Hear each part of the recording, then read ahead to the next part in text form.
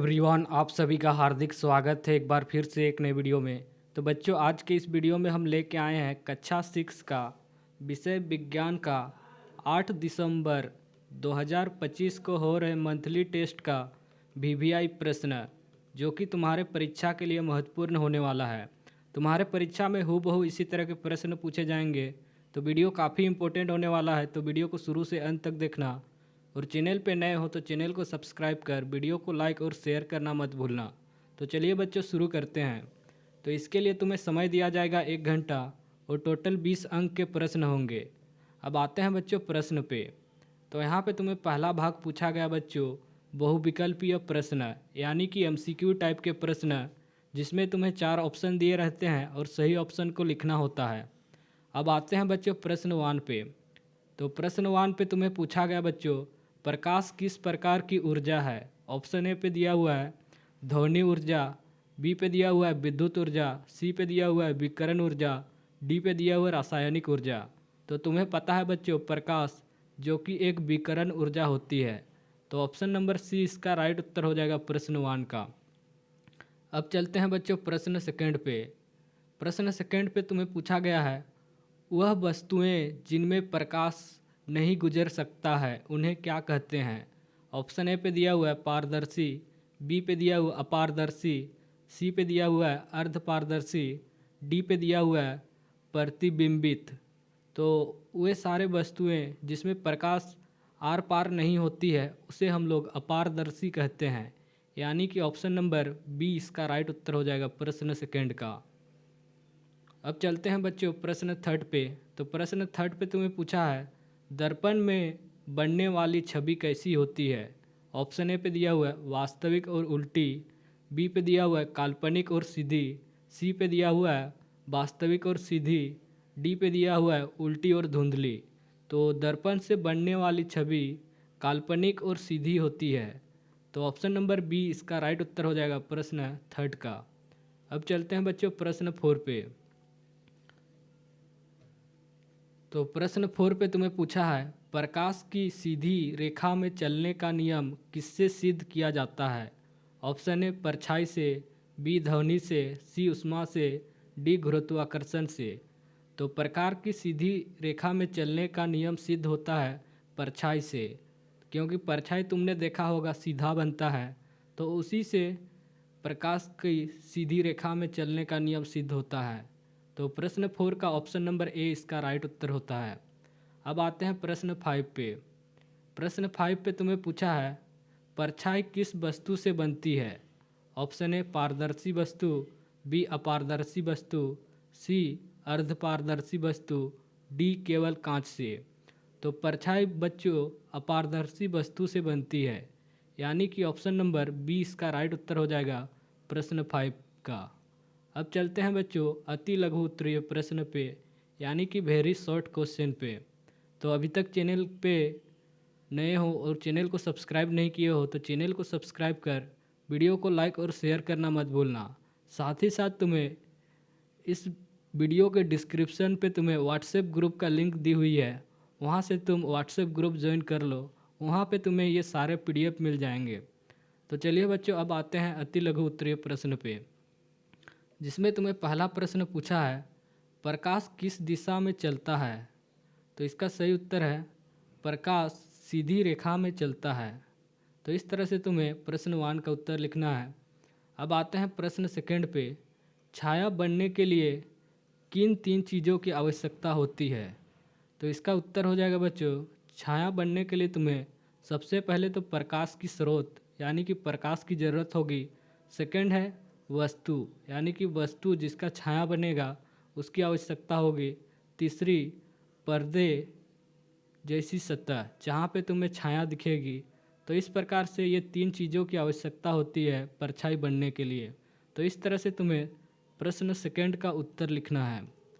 अब आते हैं बच्चों प्रश्न थर्ड पे। तो प्रश्न थर्ड पे तुम्हें पूछा गया बच्चों, दर्पण में बनने वाली छवि कैसी होती है। तो दर्पण में बनने वाली छवि काल्पनिक और सीधी होती है। काल्पनिक यानी कि जो रियल नहीं होता है, वास्तव में रियल नहीं होता है, उसे हम लोग काल्पनिक कहते हैं। और सीधा बनता है, उल्टा नहीं। तो ये ध्यान देना। तो इस तरह से तुम्हें प्रश्न 3 का उत्तर लिखना है। अब आते हैं प्रश्न 4 पे। तो प्रश्न 4 पे तुम्हें पूछा है अपारदर्शी वस्तुओं को परिभाषित कीजिए। यानी कि जो वस्तुएं आर पार नहीं दिखता है उसे हम लोग क्या कहते हैं, अपारदर्शी वस्तु कहते हैं। तो इसी को लिखना है तुम्हें। जिन वस्तुओं में प्रकाश नहीं गुजर सकता है उन्हें हम लोग अपारदर्शी कहते हैं। तो इस तरह से तुम्हें अपारदर्शी की परिभाषा लिखने हैं। अब आते हैं बच्चों दीर्घ उत्तरीय प्रश्न पे, यानी कि लॉन्ग क्वेश्चन पे, जो कि तुम्हें 3 अंक के पूछा जाएगा। जहाँ पे तुम्हें पहला प्रश्न पूछा है प्रकाश के सीधी रेखा में चलने को परछाई की मदद से समझाया। तो तुम्हें बताना है कि प्रकाश सीधी रेखा पे चलती है, एग्जाम्पल लेके, यानी कि परछाई को लेके तुम्हें समझाना है। तो प्रकाश हमेशा सीधी रेखा में चलता है। जब कोई अपारदर्शी वस्तु प्रकाश के मार्ग में आती है तो वह प्रकाश को रोक देती है और उसके पीछे एक अंधेरा क्षेत्र बनता है जिसे परछाई कहते हैं। परछाई का निश्चित आकार और दिशा इस बात का प्रमाण है कि प्रकाश सीधा रेखा में यात्रा करता है, और यदि प्रकाश सीधा रेखा में ना चलता तो परछाई स्पष्ट नहीं होती।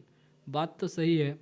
अगर कोई यहाँ पे इस प्रकार से कोई छड़ी खड़ा है और इस प्रकार से अगर प्रकाश आ रही है इधर से इस प्रकार से, तो इसका परछाई हमेशा इस प्रकार से ज़मीन पे सीधी बनेगी। अगर प्रकाश अलग अलग इस तरह से, कभी टेढ़ा इस तरह से आता तो परछाई हमेशा सीधी नहीं बनती। तो यह हमें बताता है कि प्रकाश हमेशा सीधी रेखा में चलती है। तो इस तरह से तुम्हें प्रश्न 1 का उत्तर लिखना है। अब चलते हैं प्रश्न 2 पे। तो प्रश्न 2 में तुम्हें पूछा है छाया और प्रतिबिंब में अंतर लिखिए। तो इस तरह से तुम्हें 2 लाइन खींचने हैं इस तरह से, जहाँ पे एक साइड छाया लिखने हैं और एक साइड प्रतिबिंब। और सबसे पहले हम लोग छाया के बारे में देखते हैं। तो वस्तुओं द्वारा प्रकाश को रोकने पर बनती है उसे हम लोग छाया कहते हैं। और प्रतिबिंब प्रकाश के लौटने से बनता है उसे हम लोग क्या कहते हैं, प्रतिबिंब कहते हैं। अब आते हैं सेकंड पॉइंट पे, जहाँ पे तुम्हें लिखना है इसमें कोई विवरण यानी कि रंग आकार स्पष्ट नहीं होता है, और प्रतिबिंब में छवि में विवरण और आकार स्पष्ट होता है। और तीसरा पॉइंट पे लिखना है तुम्हें यह पर्दे या दीपक पर दिखाई देती है, यानी कि सामने पर्दा रखोगे तब जाके दिखेगा छाया। और प्रतिबिंब जो कि है दर्पण में दिखाई देती है। और चौथा पॉइंट पे लिखोगे आकार प्रकाश के स्रोत और दूरी पर निर्भर करती है, और आकार दर्पण के प्रकार पर भी निर्भर करता है। तो इस तरह से तुम्हें 4 पॉइंट लिखना है छाया और प्रतिबिंब के बीच अंतर। अब आते हैं लास्ट प्रश्न पे। तो अभी तक चैनल को सब्सक्राइब नहीं किए हो तो चैनल को सब्सक्राइब कर वीडियो को लाइक और शेयर करना मत भूलना। तो यहाँ पे तुम्हें प्रश्न 3 पे तुम्हें पूछा है पारदर्शी, अर्धपारदर्शी और अपारदर्शी वस्तुओं में अंतर बताइए। तो इसमें तुम्हें अंतर बताने हैं। तो चलिए इसका अंतर देखते हैं। सबसे पहले देखते हैं प्रकार। तो यहाँ पे लिखोगे एक साइड पारदर्शी, अर्धपारदर्शी और अपारदर्शी इस तरह से। और परिभाषा को देखते हैं, जिनमें से प्रकाश पूर्ण रूप से गुजर सकता है उसे हम लोग पारदर्शी कहते हैं। उदाहरण के लिए कांच, साफ पानी, जहाँ से प्रकाश सीधी एक जगह से दूसरे जगह पार होता है उसे हम लोग पारदर्शी कहते हैं। सेकंड है अर्धपारदर्शी, जिसमें प्रकाश आंशिक रूप से गुजरता है, यानी कि धुंधला, कांच और धुआं। तो धुआं में तुम देखते हो प्रकाश का कुछ अंश गुजरता है। तो इस तरह की वस्तुओं को हम लोग क्या कहते हैं, अर्धपारदर्शी कहते हैं। अब लास्ट बचा अपारदर्शी, जिनमें से प्रकाश नहीं गुजर सकता है उसे हम लोग अपारदर्शी कहते हैं। उदाहरण के लिए लकड़ी, धातु, किताब। इस तरह से तुम्हें प्रश्न 3 का उत्तर लिखना है। अगर वीडियो पसंद आया तो एक बार मैं यही कहूँगा कि चैनल को सब्सक्राइब करके जाना। मिलते हैं किसी और नए वीडियो में, तब तक के लिए okay bye, take care, bye bye.